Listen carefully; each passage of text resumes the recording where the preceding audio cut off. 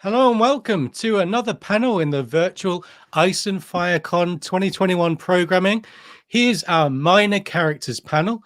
My name is Yolk Boy and I'm from Radio Westeros podcast. It's great to be with you all on this Saturday. Today I have two co-hosts with me. So first of all, I'd like to welcome my Radio Westeros partner. Here's Lady Gwyn. Hello. Happy to be here again. And we're also joined by Aziz from History of Westeros. Good to see you again, Aziz. Hi there, everyone. Yep, I'm hanging out with my good friends from Radio Westeros talking about minor characters. This was a really tough one because, there's so many good minor characters. So the hardest part for us was probably picking which of the many ones to decide on. But I think we got some 100%. Good ones. Yeah, we did. Yeah, I just want to say hi because it's supposed to be four of us. Micah from Planetos podcast was going to be with us, but he had to work. So I just wanted to say, hi, Micah. How are you doing? I hope you approve of our choices. We'll have to see about that. Yeah. Hey, Micah, check out Planetos podcast, y'all. That's their specialty is minor characters. So, characters. It's too bad Micah couldn't be here to add that, but we'll carry the torch. We'll try. Yes, we will try. Okay, so we're all about minor characters here in A Song of Ice and Fire. There's, like you guys said, there's so many interesting minor characters. It was really hard for us to select a handful to talk about here. I have seen a spreadsheet on Reddit that claims to have identified over 7,000 distinct characters in the canon. That's across all the related books, but 7,000 characters, and well over 3,000 of them actually have names. So, half of them are Aegon. Exactly. And the other half are Pate. The other half are Pate. Yes. And a few Freys. There's a few. Handful of Freys. Well, there's Aegon Frey and Pate Frey. There is, yeah. There might be the only family that has both Aegon and Pate. Where Aegon and Pate come together. The Frey. There's a name for every Frey. There's Freys. Oh, yeah, many of them. Oh, my goodness. Well, of those 3,000, right, you got 31 point of view characters if we count all the prologues and epilogues, right? And if we generously assume that a few hundred important secondary characters, like, this is very generous, actually, a few hundred, but people like Robb and Tywin and Stannis, people who are important to the narrative, moving it forward, but don't get point of views, which leaves us with hundreds, if not thousands, of minor characters to choose from. So here we go. We're going to take turns discussing the ones that we have chosen until we run out of time and cram in just as much as we can. We'll try to leave a little time at the end to address audience suggestions. Will Shemet Pycelle be discussed today? Maybe if we have room at the end. Poor Shemet didn't make the cut. Shemet's not minor. He's not minor enough. All right. So we have... why don't we go over to you, Yolk Boy, and share your first pick with us? Syrio Forel. Yeah, my first pick is Syrio. Syrio Forel is a swordsman from across the narrow sea in Braavos. He enters the service of the Starks in Arya's King's Landing story, and his flamboyance contrasts with the general starkiness of Ned and co. By this, I mean to say that Syrio is designed to stand out as a memorable character that we can't get enough of. When Jon gifts Arya Needle, we all want her to become a proficient swordswoman, although she is very young and slight. Syrio helps Arya overcome these obstacles by teaching her Braavosi water dancing, and I've got a great quote. Remember, child, this is not the iron dance of Westeros. We are learning the knight's dance, hacking and hammering. No, this is the Braavos dance, the water dance, swift and sudden. All men are made of water. Do you know this? When you pierce them, the water leaks out and they die. Love that quote. And soon we all love Syrio for helping Arya overcome her limitations and helping her realize her true talents in such a smooth and stylish manner. He's Arya's first mentor, and although she learns of other teachers, Neither Arya nor the reader forgets Syrio Forel. When the Lannisters turn on the Starks, Syrio remains calm and resolute as he sacrifices himself for Arya to escape, and so leaves our pages as a consummate hero. Arya runs away, but Syrio has equipped her well, and in this sense lays the groundwork for her arc as an assassin to be. So, guys, any love for Syrio Forel? Oh, yeah. Of course, he's such a great character, and it helps a lot that he was personified really well with that same like flamboyance and high energy that you mentioned, which is, I think, a really good observation. So it was done really well on screen. So we got that same emphatic personality, that big charisma was captured well. So that really helped it live on and really projected that characterization well, which really helps make him seem less than minor. I mean, objectively, he's a minor character, but I think this is a great choice because he feels bigger. But I mean, his page time isn't as much as you think, is it, Lady Gwyn? No, he's kind of comes and goes very quickly in Game of Thrones. You see him maybe in a handful of chapters. I didn't think to total him up, but it can't be more than 2, 3, maybe. Yeah. And then he's gone, but the things that he taught Arya leave a big imprint on her. She's always thinking of things that he said to her. And we have, from a meta perspective, there's the constant wondering amongst fans of whether Syrio is really dead. So he's obviously had enough of an impact on readers that we actually would really like it if he would come back someday. Yeah, I think that theorizing is really wishful thinking. Like, we just want some more. We're so sort of addicted to the Syrio content. We just want some more. So I think that's where that theorizing came from. And I think it helps too. George did such a great job with having his background, like the fact that he's from Braavos. That's where Arya goes, to Braavos, and all these things just kind of end up clicking. So there's just so much to connect back to those couple of chapters. Like you said, it is only a couple of chapters. I think he was only in 2 episodes of the TV show too, which is like, really only 2? Wasn't he in like 5 or no? I think it was only 2 or 3. So yeah. And he's still making a living off of, on Twitter, the actor, right? I mean, he's still out there in character all the time. So. Yeah, he teaches people how to sword fight. Everyone's like, I want that same training. Like, what a great gig. Yeah. Like So you can probably tell that we all love Syrio. And so because we want to fit in so many characters, we're going to move on quite quickly from character to character. So that was my first choice. Aziz, why don't you go ahead and make your first choice? Okay, cool. I chose for one of mine the character Satin, who is a good-looking former sex worker from Old Town who was recruited by the other recruiter of the Night's Watch, not Yoren, but Conwys, who I don't think we've ever actually seen on screen. We've just heard his name. Mm-hmm. But he was recruited from the dungeons of Gulltown, which I wonder how he ended up there. I've seen some theories, but they're just ideas. There's nothing really to go on with that. But so it would be interesting to see, how he got from Old Town to Gulltown. Just like we'd be curious about like how Syrio, what he did after being first sword, besides coming to Westeros. There's just little things like that.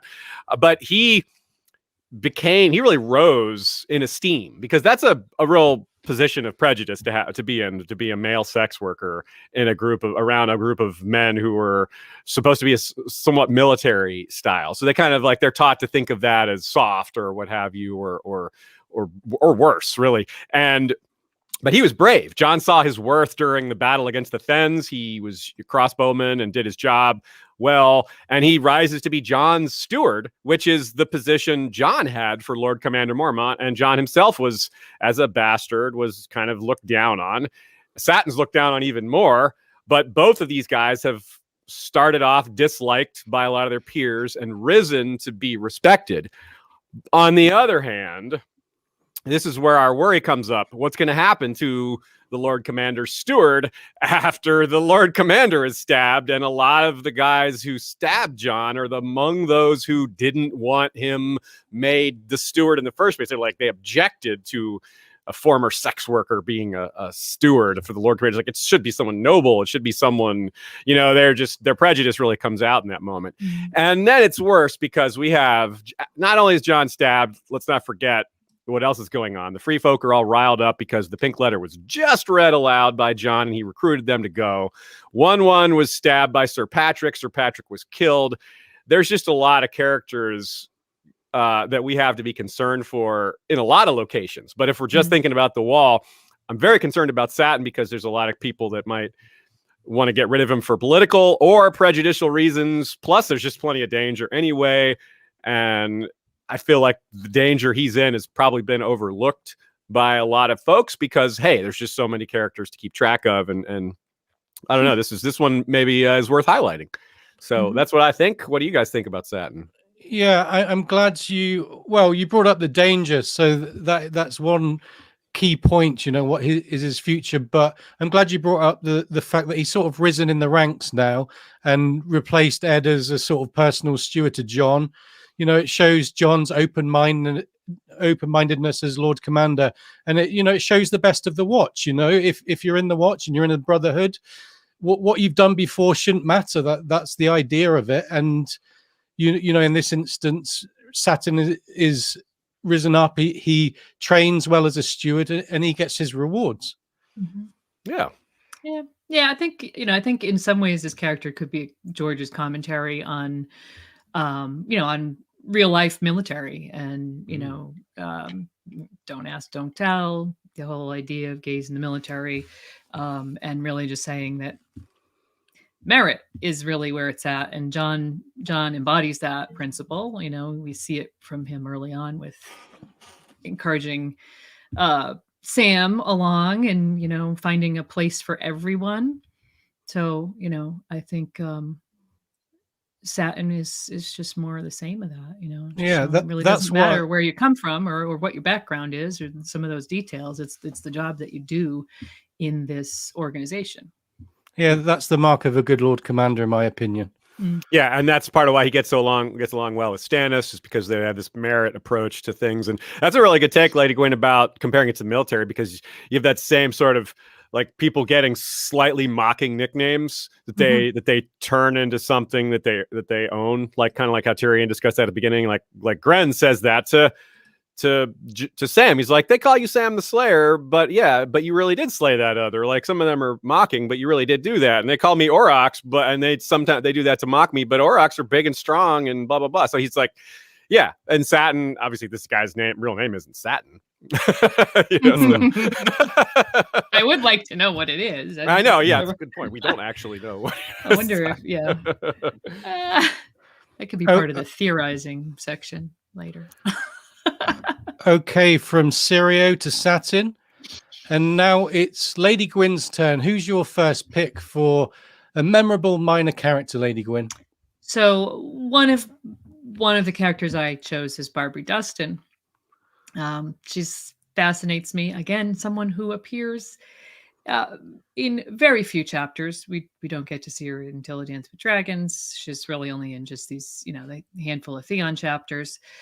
She's the widow of one of the Stark's principal bannermen, Lord Willem Dustin, who died at the Tower of Joy. She's also the daughter of Lord Roderick Riswell, sister-in-law to Roose Bolton via her now deceased sister Bethany, and the former lover of the now deceased Brandon Stark. She is a fantastic example of how George uses minor characters to provide critical backstory, because no matter how much you love the Northern storyline, and if you know me, I love the Northern storyline and all the theories that go along with this, Barbary is decidedly minor. She's not even someone that you could call a secondary character, in my opinion. She's definitely a minor character.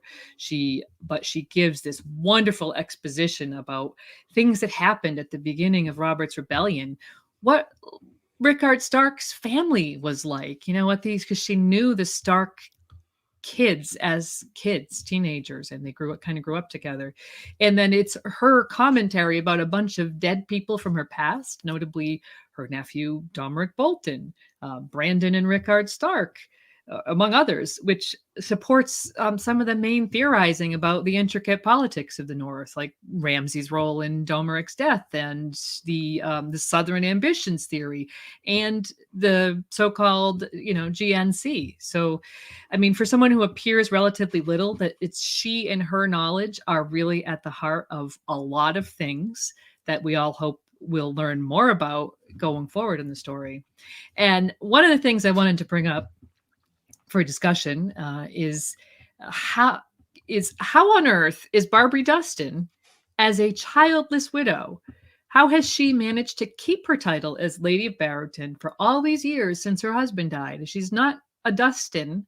She's a Dustin only by marriage, and they were married for a very short period of time. She mentions how she was at one point thought she might marry Ned, but then Catelyn got that one too. Is what she says. So it's not better at all. No, no. But, so her marriage to William Dustin was very short, months, because she didn't marry him until after Ned married Cat, or at least after they knew that Ned would marry Cat. So let's say after Brandon is dead. That's a matter of months before her husband goes off to war. And somehow she's managed to maintain this position of Lady of Barrowton.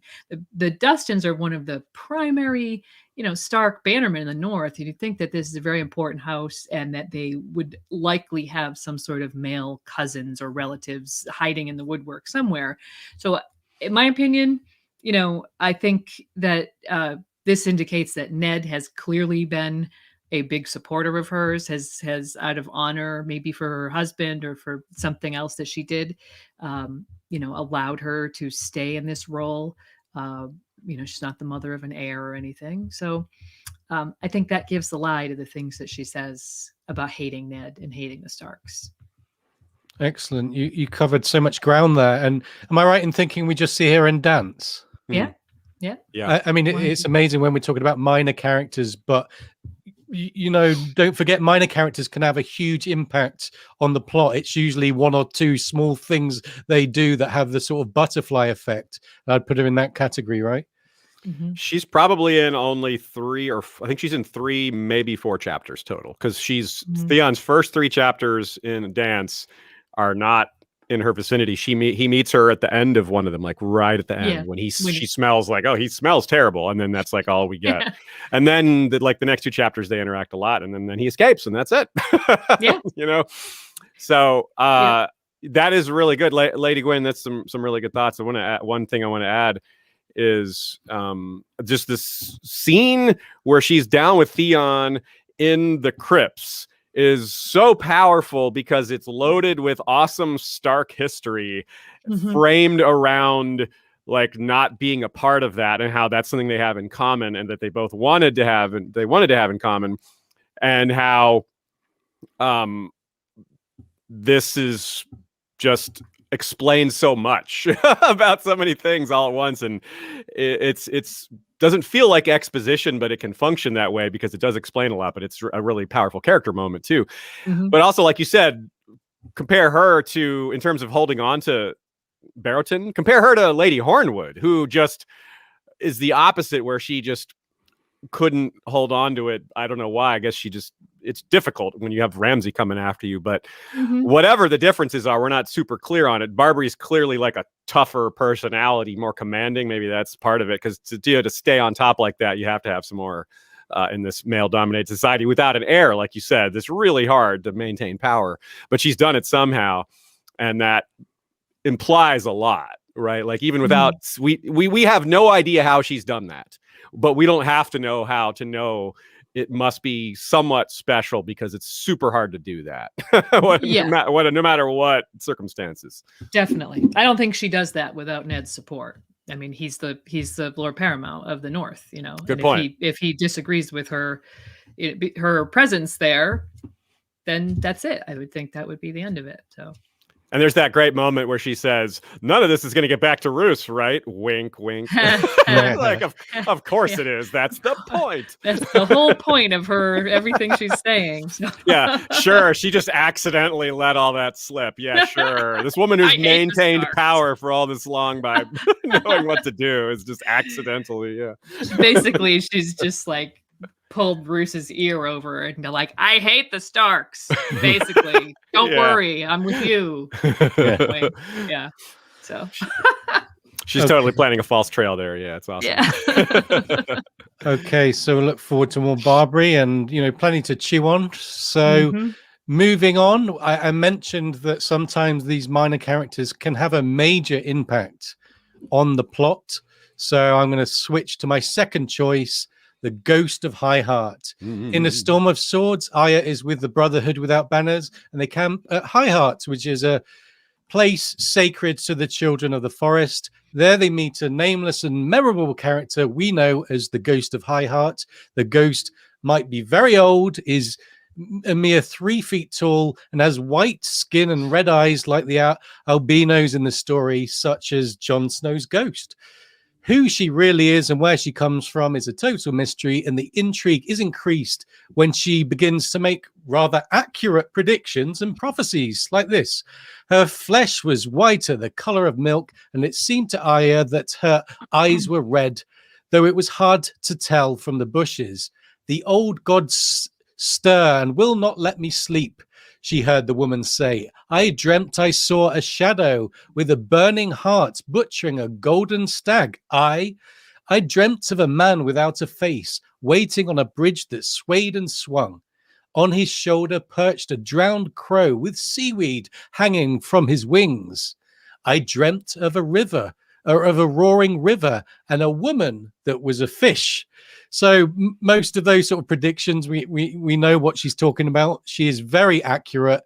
And so we have a mysterious character who is linked to the old gods. She displays green dream prophetic abilities and frequents a spot linked to the children. Yet she does not appear to have the typical characteristics of a child of the forest, such as those claw hands and the weird slit eyes. Furthermore, she might just be the woods witch that Jenny of Old Stones brought to court, who made the prince that was promised prophecy, and as I mentioned, altered the entire course of history. If you are looking for a minor character who knows how to leave a quick and large impression on the story, look no further than the Ghost of High Heart. Are you in agreement with the fact that she has made a major impact in the story, guys? Yep, 100%. And she's got, in addition to the impact on the story, and we can talk about that, and just point out that she also evidently was at Summerhall, or at least was around during Summerhall. She says she's gorged on grief at Summerhall. I don't think you read that quote. So she's got knowledge. Like so many of these characters, she's got more knowledge than we've already gotten from her. So it's something that George does. He makes these little characters that come up in one or two places, and he just packs them full of backstory. Yeah, but he never gives us the full knowledge that we want. Just leaves us thirsty for more. Not all at once. Yeah, I think with her, it's super interesting because she. Somewhat like, maybe I want to compare her to Makoro, but there's some flaws there with making that comparison. So let me talk to both sides of that. On one hand, she comes across as super, super accurate, which is one thing that's maybe a little unusual. Like every one of her prophecies, after you, maybe not the first time you see them, but the second time, they look pretty straightforward. And with the reason I compare it to Makoro's just like everything he's said has turned out to be true so far. All his little mini predictions, they're not stated like these metaphors or these visions. They're more straightforward, but I guess that's because he just does the work of interpreting them ahead of time and tells Victarion what he sees, and then it turns out to be true.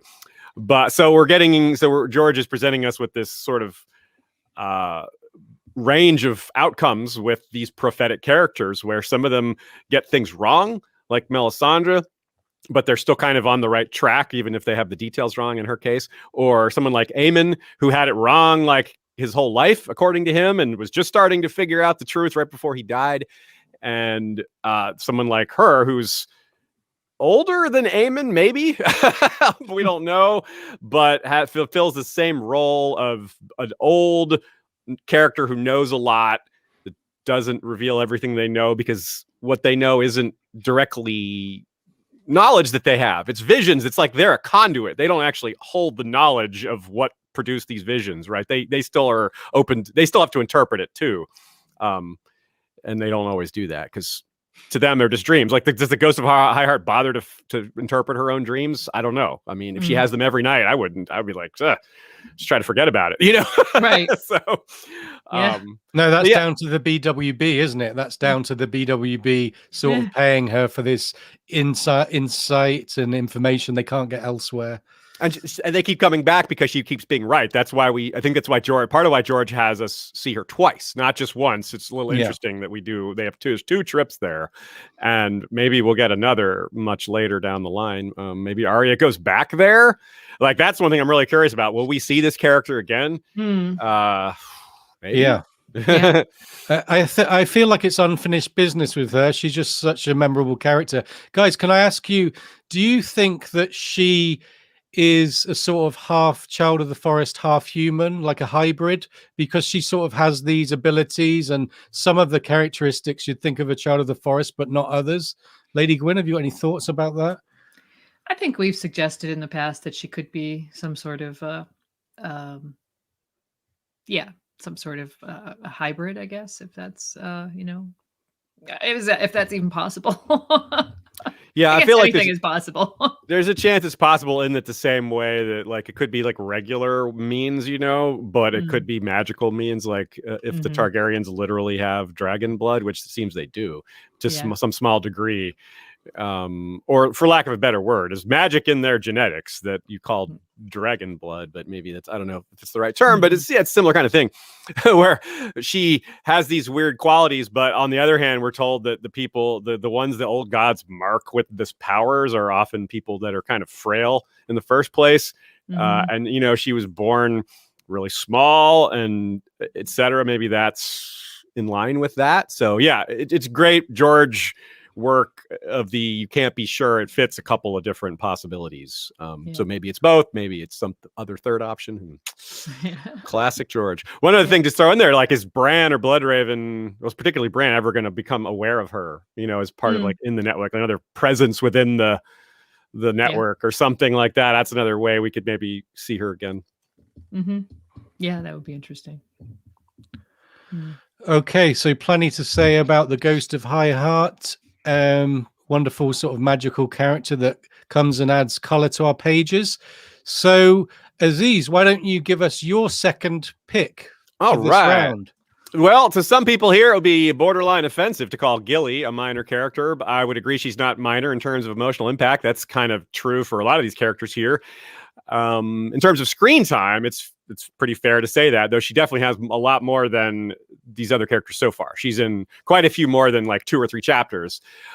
Maybe she's pro minor or minor plus, but either way, I wanted a chance to talk about her, and I wanted to highlight not just the notion that she has an incredible emotional impact, but she might be one of the top characters that has a screen time to emotional impact ratio of it's just so powerful. I mean, she's like a symbol of the suffering of mothers, not just in general, but in this story. George is pretty big on showing the horrors of war and mothers giving up their children to war, or more importantly, because they can't care for them because of war. Those things overlap a lot, and it's a huge part of all this. Mothers don't always march off to war with their sons, but they bear that burden all the same. For Gilly, it's both of these things. Her son, and on steroids in a sense, like her son was recruited in order to save another life, another baby. But usually that happens when they're adults, right? This recruiting, your sons go off to war when they're 16 or something, or even younger, or maybe a little older, not when they're newborns. So that's part of why it's such an extreme circumstance. And John's decision is a huge topic. We're not going to get into the pros and cons of it, but by making that call, he has recreated the circumstances of his own birth. John was taken from his mother in the far south in secret and sent to the far north. Gilly's babe was taken from his mother in the far north and sent to the far south. John was sent with a wet nurse named Willa, who were led to believe by some as John's mother. Meanwhile, Gilly's babe will be raised amongst the Night's Watch. And everybody's going to think Gilly's going to go around saying this child is mine when it's not. So it's a very strong parallel. So he's doing like John, this baby, but getting an earlier start. I never get tired of calling George a genius, but damn, he almost literally repeated the Tower of Joy, and not even a quarter of readers noticed it. Probably not even in 1/20th. So don't feel bad if you didn't catch it. I do this for a living, and it took me like 15 years to catch it. 10 reads or so.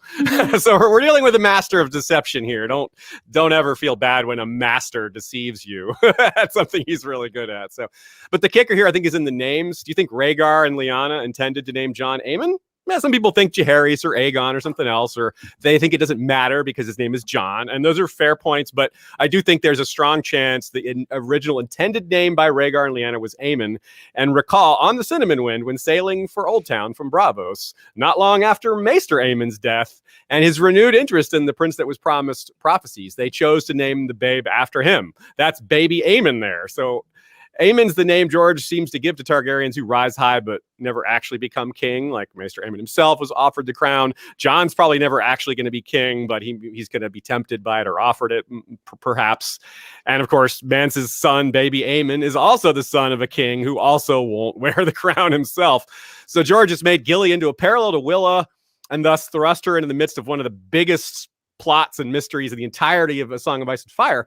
But we never knew Willa. We didn't feel her pain. She's never been on screen or page that we know of. Gilly, despite being forced to play this role, we get to know her. We have like skin in the game, so to speak, and she fiercely defends her identity and who she is, something to laud about her. She's a mother. She will not be told she's something else, or that being a mother is a lesser role, because it damn sure isn't.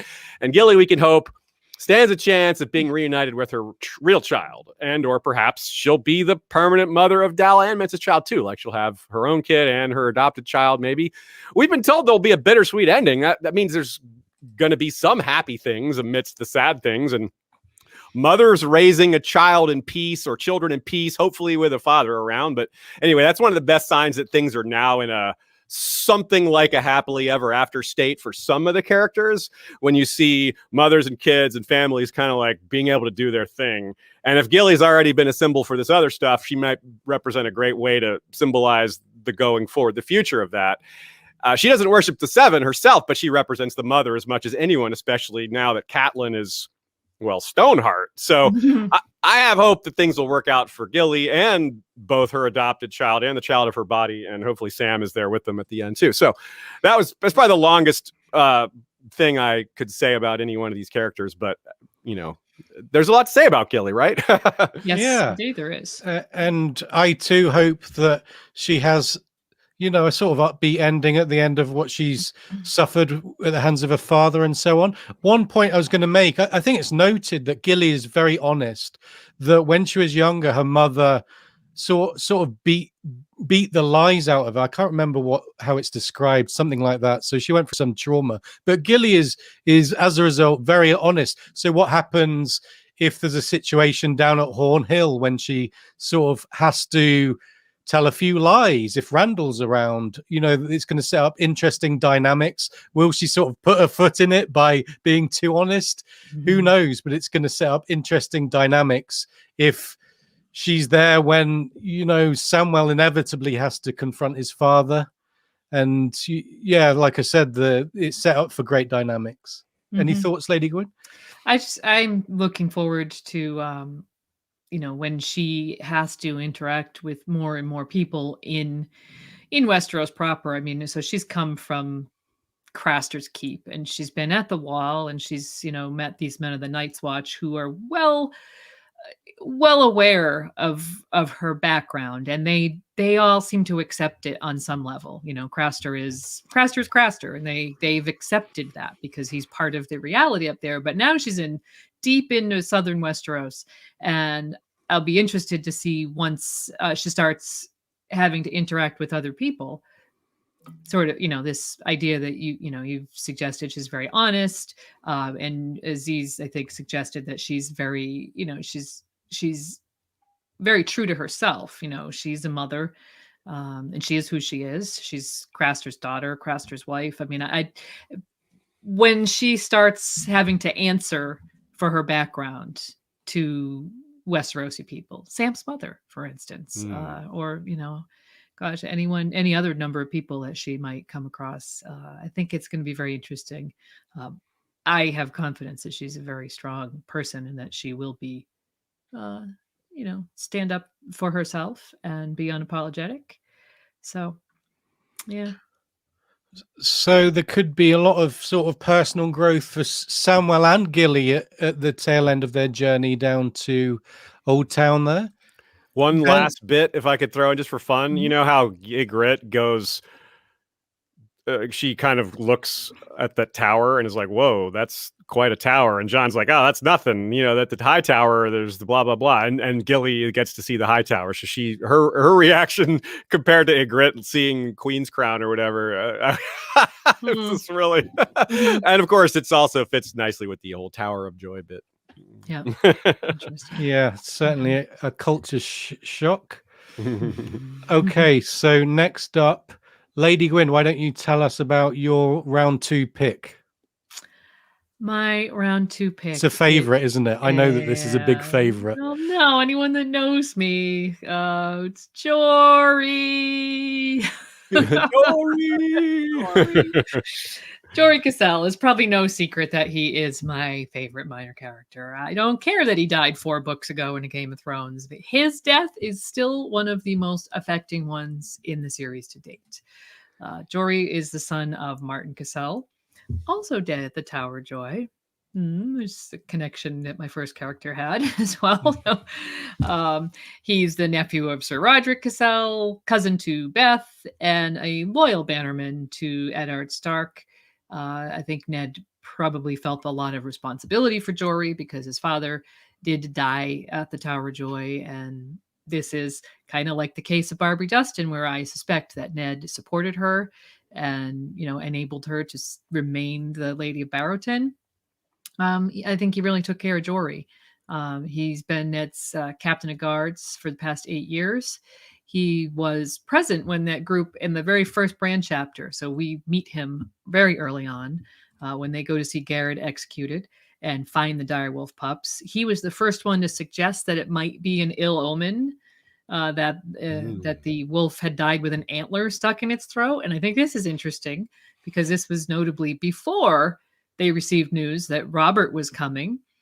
So, Jory saw that and just thought, wow, this is too weird. And can you imagine being in Jory's head once, very short time later, they hear that Robert's on his way? I mean, he must have just been really like, I don't know. That's not going to make him any less superstitious. Not at all. Alarm bells going off. He's like, holy shit. Yeah. So, oh my God. Yeah.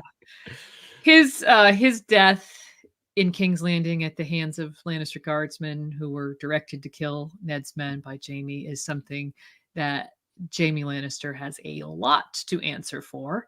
No matter what sort of an improvement arc he's on, there still remain all these things that we can't get around, whether it's pushing Bran out of that tower.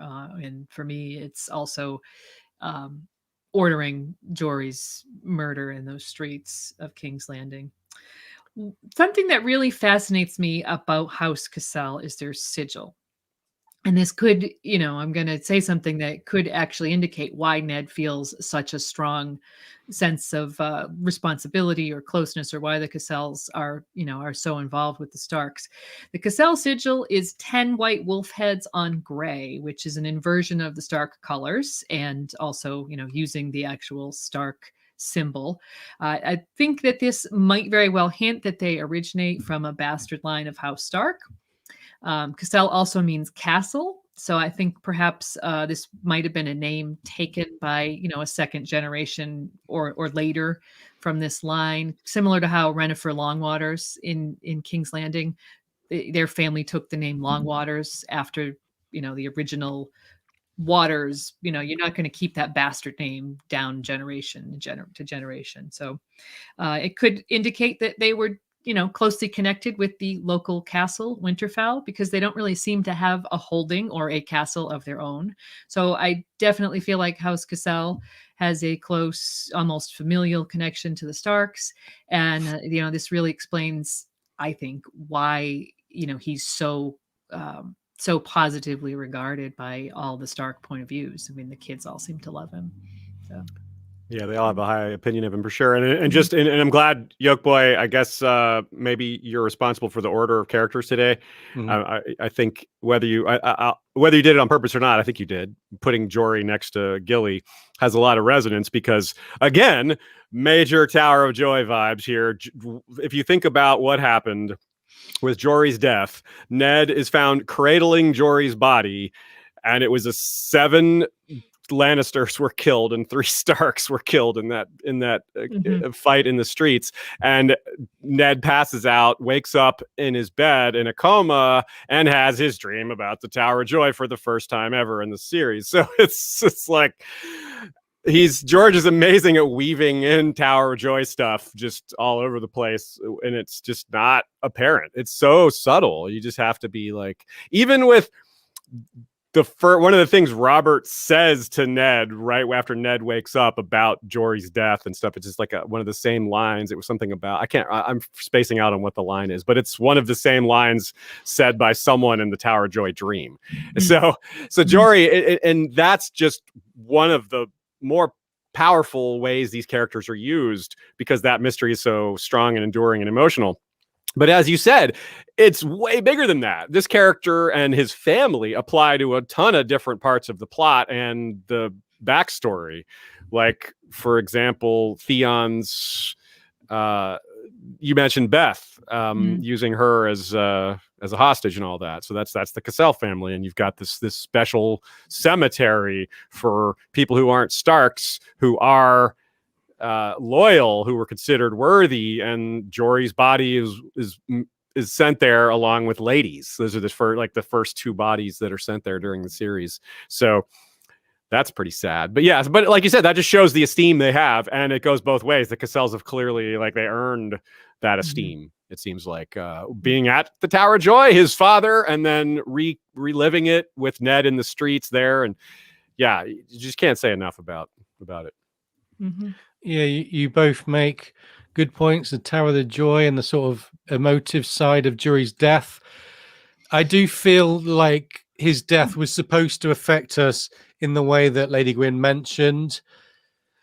As he said, the Stark kids all look up to him. I think, George is conveying that on purpose. It's mentioned that he takes the Stark kids trout fishing, and I just love that. He's always got this wry smile.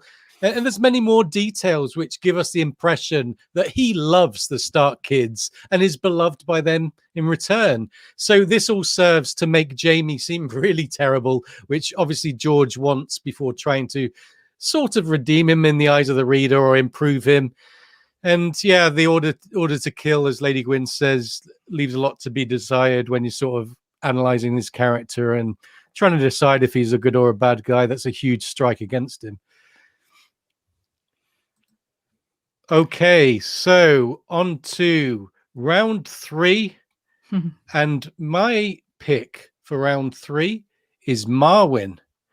Marwyn the Mage is a character who simply oozes intrigue. We first hear of him in A Game of Thrones all the way back then from none other than Mirri Maz Duur. That's strange, isn't it? And she tells Dany of the maester who taught her the common tongue. It's very curious. Then in A Storm of Swords, we hear Marwyn's name from the lips of Qyburn. Apparently, Marwyn was the only other maester interested in his weird ghost stories and theories. I'm getting really interested in this Marwyn character by now. And then in the Feast prologue, we'd get a description of him. Marwyn looked more like a mastiff than a maester, as if he wants to bite you. The mage was not like other maesters. People said that he kept company with hedge knights, talked with hairy Ibonese and pitch black summer islanders in their own tongues and sacrificed to queer gods at the little sailors' temples down by the wharves. Men spoke of seeing him down in the undercity, in rat pits and black brothels, consorting with mummers, singers, sellswords, even beggars. Some even whispered that once he had killed a man with his fists.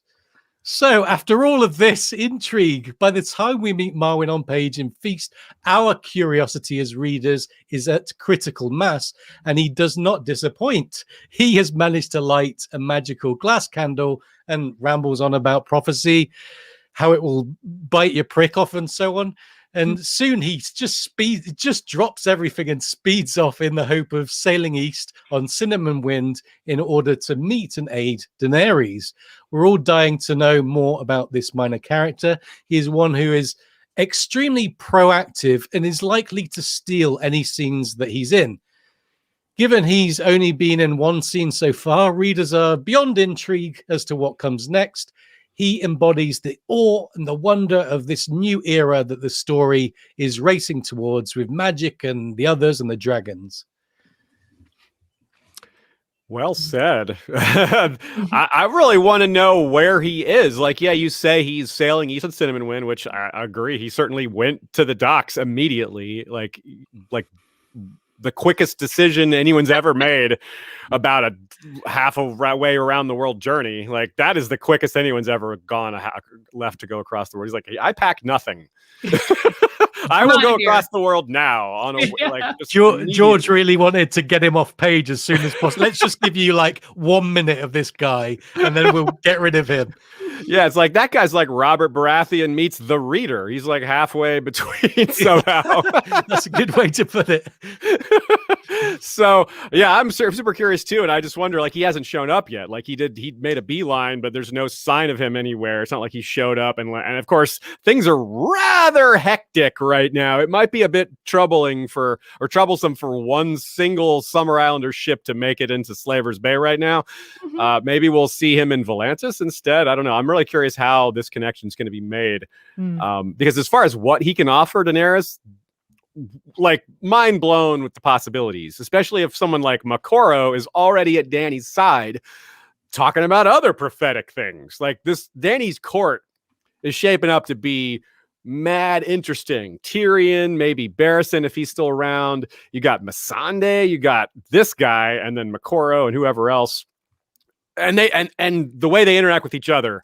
So yeah, Yolk Boy, you put it really well. We are dying to know more about this minor character, but also just how he's going to interact with everybody else, because all he's interacted with is Sam and Leo and Alaris, you know, and in one scene. So but he's really, I said he was proactive. What I meant is he's really capable of sort of changing the story quite a bit, just from a small, you know, a minor character that comes in and like changes someone's arc, just forces it a different direction. Someone who has the authority to and believability on something like overarching huge things like prophecies and supernatural mysteries. Someone who's an authority on those things. You're right. That kind of thing, the kind of new information that could get to Dany might change her outlook or someone else's. And then you have someone like Tyrion that just is kind of downplays all the magical stuff. And how's that going to work out with? Yeah, I'm fascinated. I am too. I love the way he's set up. I love, you know, these kind of like offhand mentions. He's mentioned by Miri Mazdor. He's mentioned by Qyburn, like you said. And they just sort of like, it's, you wouldn't even notice it. And then all of a sudden there he is on page. And well, he's mentioned in the Pate prologue too. But yeah, and then there he is. He's larger than life. And here's a question for you, because you're talking about Dany, you know, how he gets to Dany and what it's like in her court. I will say that I think the Cinnamon Wind has its work cut out for it, even getting out of Old Town, because, you know, Euron, you know, we just did our episode on the Reach, and Euron's gigantic navy is sitting right outside of Old Town. So how the Cinnamon Wind makes it around that is anybody's guess, but we have to assume that eventually they will make it to Dany. Will Dany remember?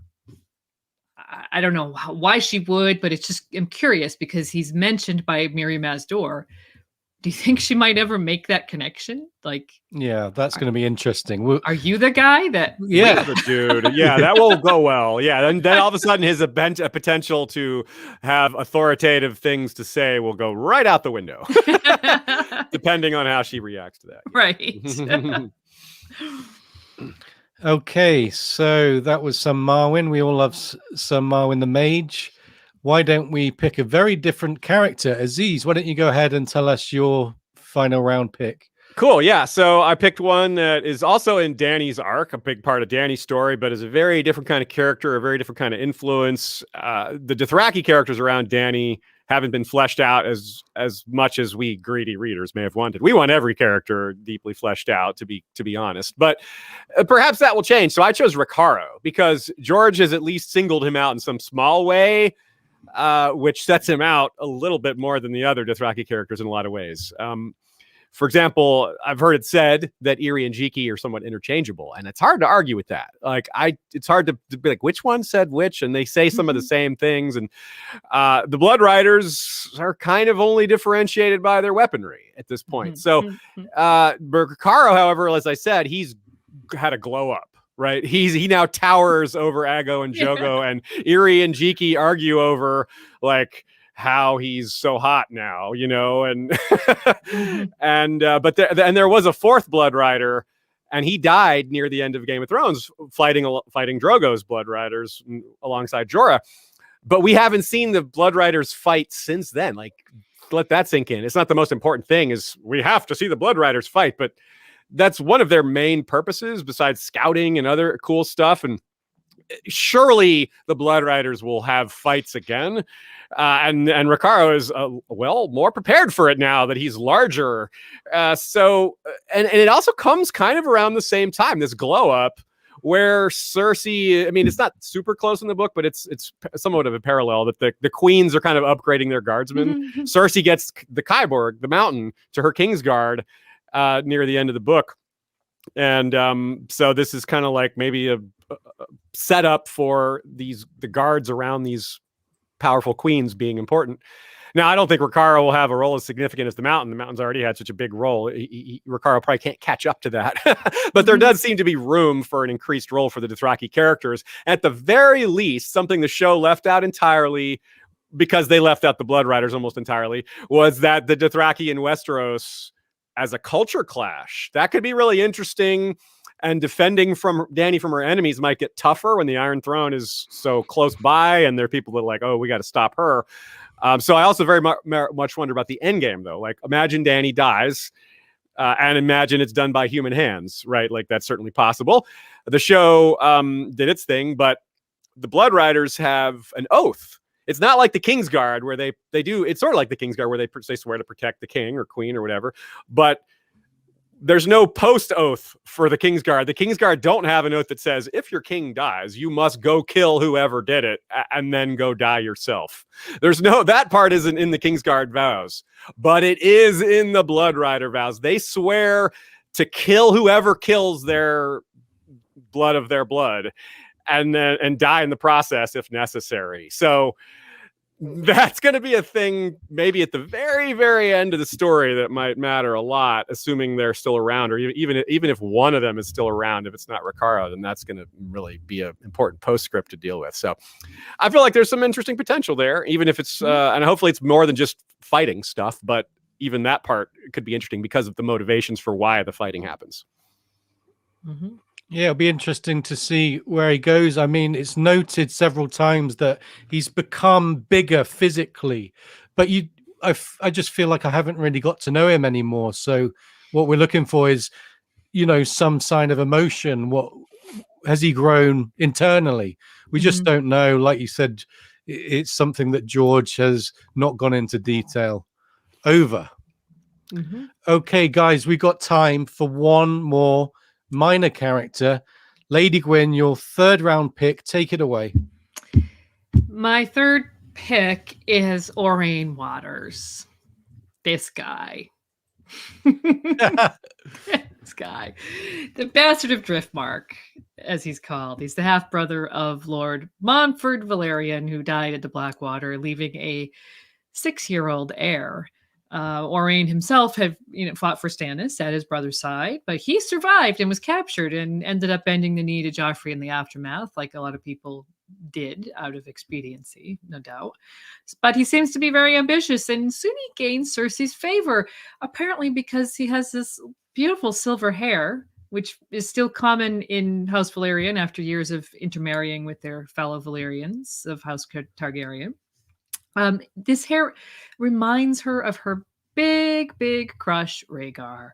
So she's just sitting there making, hard eyes at Owain for a lot of Feast for Crows. She ends up making him her Grand Admiral and places him in charge of building this new fleet of 10 Dromons, which is a triple-deck warship. I mean, they're huge, massive warships, which is supposed to replace the fleet that was destroyed at the Blackwater.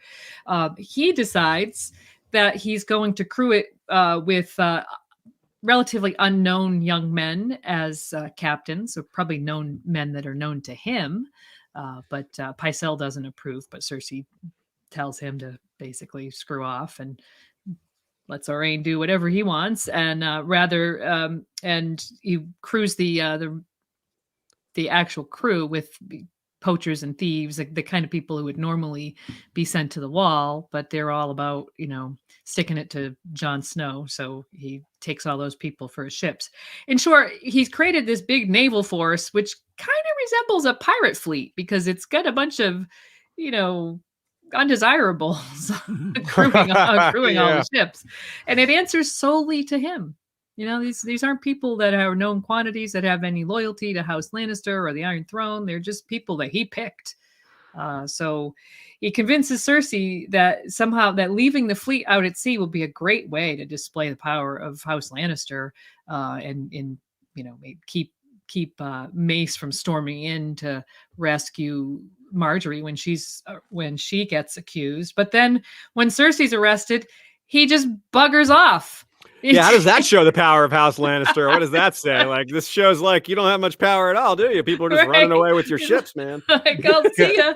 Guys, I find this so comical. It's meant to be comical, isn't it? I think it is. Cersei making mistake after mistake, but this is just one of the howlers she makes. Favorite. And the fleet, the new royal fleet just disappears. And her reaction is just so like, yeah. And it all came about because he had these sort of attractive purple eyes that were vaguely Rhaegar-ish, and she sort of she's like Homer Simpson, where she's like, they're like, war, we got to get ready for here's your new admiral. She's like, Rhaegar. And they're like she starts thinking about like when she was almost married to him, and it's awesome because Cersei's daydreams are fantastic for analysis. Daydreams, but she is Rhaegar. Yeah, but exactly, she's daydreamed about Rhaegar or Jaime or whatever. She's just daydreams about handsome guys and she's drunk, so that's what people do when they're drunk. You think about who you're gonna bang or want to bang, right? Yeah. So it's so fitting that it's Cersei. So this is such a great character to fit into Cersei's like the things that distract her and the types of mistakes she makes. It's for falling handsome dudes. Like, there you go. Exactly. Yeah. So we only have a couple minutes left, really, but let's what do we think is coming for Owain? I mean, we in the area and sample chapter, we find out that there's this new pirate king in the Stepstones with a fleet of triple-deck warships. I wonder where he came from. He goes by the name Lord of the Waters, which kind of seems like it might be a combination of his bastard surname with the Lord of the Tides title, which is the traditional title of his family. Couldn't be that. Not only did Cersei hand a fleet to someone, but she lost her own fleet, so she can't defend against pirates because the triple-deck Dromons are out there. She built the pirates. She's like, I know, let's make some pirates. Let's make a pirate fleet because that'll be fun. So do you think he's going to throw in you think he's just going to pirate it out in the Stepstones, or he's going to throw in with Aegon the Sixth? That's what I think. I think Aegon the Sixth. Yeah. He's probably not dumb enough to think that piracy is a long-term lifestyle, but if he can, like you said, Driftmark, that is a long-term. I think he's like, you know what, that 6-year-old nephew, he's probably not cutting the mustard. He's able.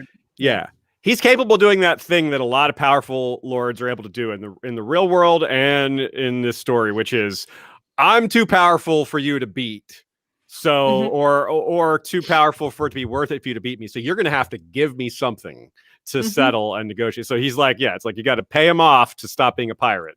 And he's too powerful for you to, like, you'd be like, I don't negotiate with terrorists. Well, you do when they're that powerful. When, you know, Definitely. so, I could see him being like, hang on, I see that you have a problem. Yeah. Here you are at Storm's End, and you know, maybe you're being besieged from the landward side. Yeah, your Valentine are gone now, but I'm here. Here I am. I could really help you out on the seaward side of things. And look at my silver hair, just like yours. Right. We should be pals, you know, bros. Yeah. So. Oh yeah. Great So, conversation, very guys. Yeah, it looks like we're out of time. I hope everyone at home is enjoying the virtual Ice and Fire Con. We'll be there in real life, you know, next year. It's a shame what's happened, but, you know, we all got to smile on and make the most of it. And I hope you've enjoyed this programming and this panel. Anything to say, guys? No, thank you everyone for watching, for being here. And, Yeah, thanks everyone. You know, shout out to Ice and Fire Con and the organizers. Yay. Yeah. Yay. Thank you for asking us, and yeah, stick around. There's more. Let's also give a shout out to Chloe and Emmett. They got married like an hour or two ago. Like That's right. Yeah, like they tied the knot literally like an hour before the stream Shout started. out So to Chloe and Emmett. Part of the Ice and Fire Con family. So yes, yeah, congratulations. That talk about making the Mist Con like the pandemic version. They seized the opportunity to get married on the date weekend they met. That's awesome. That's pretty cool. Yeah. Yeah. Okay, guys. Hope you enjoyed the show. Bye for now. Okay. See ya.